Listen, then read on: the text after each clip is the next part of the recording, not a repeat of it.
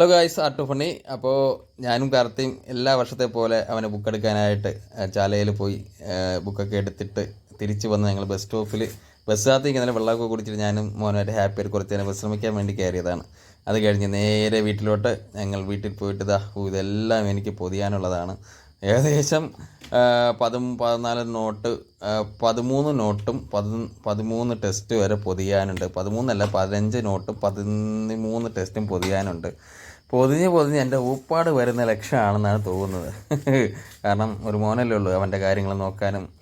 അവൻ 9-ലായാലും എത്രയായാലും നമ്മളെ മക്കളെന്നായാലും നമ്മളെ കുട്ടികളെന്നും നമുക്ക് ചെറുതല്ലേ. നമ്മളെ കുട്ടികൾ എത്ര പ്രായമായാലും നമ്മളെ കുട്ടികളെന്നും ചെറുതാണ് നമുക്ക്. അതുകൊണ്ട് ഞാൻ തന്നെ അവന് എല്ലാ വർഷവും അവന് ബുക്ക് ബൈൻഡ് കൊടുക്കുന്നത് ഞാൻ തന്നെ കട്ട് ചെയ്യുന്നതും പൊതിയുന്നതും എല്ലാം ഞാനാണ്.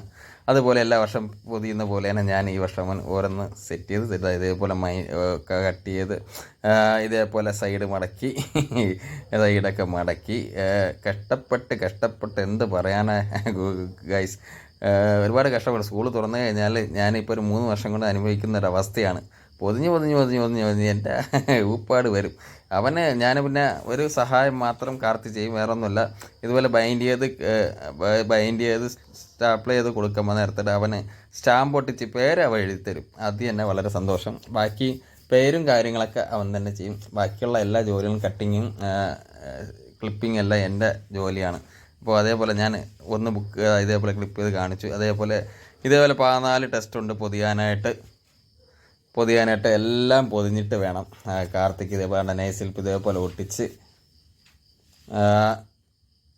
ഒട്ടിക്കുക. അതാണ് എൻ്റെ ജോലി. ബൈൻഡ് ചെയ്ത് ഒട്ടിക്കുക മാത്രമാണ് എൻ്റെ ജോലി. ബാക്കിയെല്ലാം കാർത്തിയാണ് ചെയ്യുന്നത്. ഇതേപോലെ ഒട്ടിച്ച് ഞാൻ പേര് ഫസ്റ്റ് ഞാൻ എഴുതാന്നുള്ള രീതിയിലാണ് നിന്നത്. പക്ഷേ അത് ഫസ്റ്റ് ഞാൻ തന്നെ എഴുതി തുടങ്ങാം.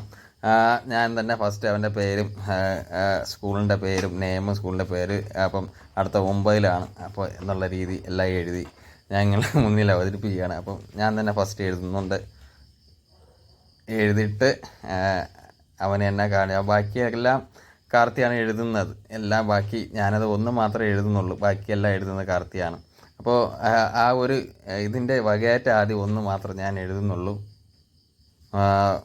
പിന്നെ അങ്ങനെ ജോലികൾ പറ നടക്കുന്നു. കട്ടിങ് പ്രിൻറ്റിങ് എല്ലാം മാത്രമേ എനിക്കുള്ളൂ. ബാക്കിയെല്ലാം കാർത്തിയാണ് എഴുതുന്നത്. അങ്ങനെ എൻ്റെ പൊന്നെ ബൈൻഡ് ചെയ്ത് എൻ്റെ ഊപ്പാട് വന്നു. എന്നാലും കുഴപ്പമില്ല, തിരക്കടി ഇനിയും ഉണ്ട്. ടെസ്റ്റ് മാത്രമാണ് ഇപ്പോൾ ബൈൻഡ് ചെയ്തത്. നോട്ടൊന്നും ബൈൻഡ് ചെയ്തില്ല.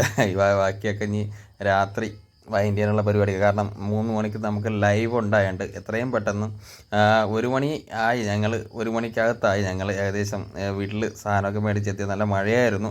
മഴ കഴിഞ്ഞിട്ട് ഇങ്ങോട്ട് എത്തിയതാണ്.